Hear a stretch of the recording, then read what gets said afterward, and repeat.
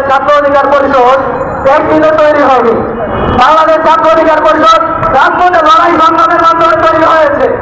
বাংলাদেশ ছাত্র অধিকার পরিষদে আওয়ামী সরকারের পতনের মুখ্য ভূমিকা পালন করেছে। রাজপথে প্রমুখকারীরা দল হিসাবে আন্দোলন করেছে।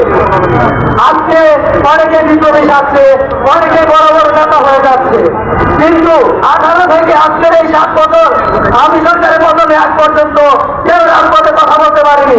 একমাত্র কথা বলেছেন বাংলাদেশ ছাত্র অধিকার পরিষদ। হাজার হাজার মানুষের রক্ত দিয়ে আজকে তৈরি বাংলাদেশ ছাত্র অধিকার পরিষদ। ওইটা যখন আমরা বাদকে হত্যা করা হয়েছিল তখন অন্য কোনো সংগঠন কথা বলতে সাহস পায়নি। এখানে একমাত্র কথা বলেছিল বাংলাদেশ ছাত্র অধিকার পরিষদ। তারা একমাত্র প্রতিবাদ করেছিল। বাংলাদেশ ছাত্র অধিকার পরিষদ জনগণের দল, জনতার দল। আজকে চলতেছে ডেভিল হাট, আর্মি মিলন, মানে শয়তান মিলন। শয়তান মিলন করতে হবে। শুধু আওয়ামী লীগ সন্ত্রাসী নয়, সারা বাংলাদেশের প্রত্যেকটা শয়তানকে জীবন করতে হবে।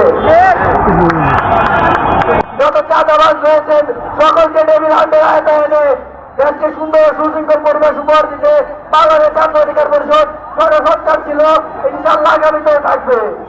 আমরা চাই বাংলাদেশকে সংস্কার করতে। সেই সংস্কার করার জন্য আগে আমাদের নিজেকে সংস্কার করতে হবে। নিজেদের দেশে অন্যায়, অনিয়ম, দুর্নীতি বন্ধ করতে হবে। তাহলে বাংলাদেশকে সংস্কার করা সম্ভব। শুধু এক দলের নেতা এখান থেকে চাঁদা তুলেন, কে চাঁদা তুলবে? এই চাঁদাবাজদেরকে ধরিয়ে দেন, এই চাঁদাবাজেরকে আইনের আয়তায় এনে দেন।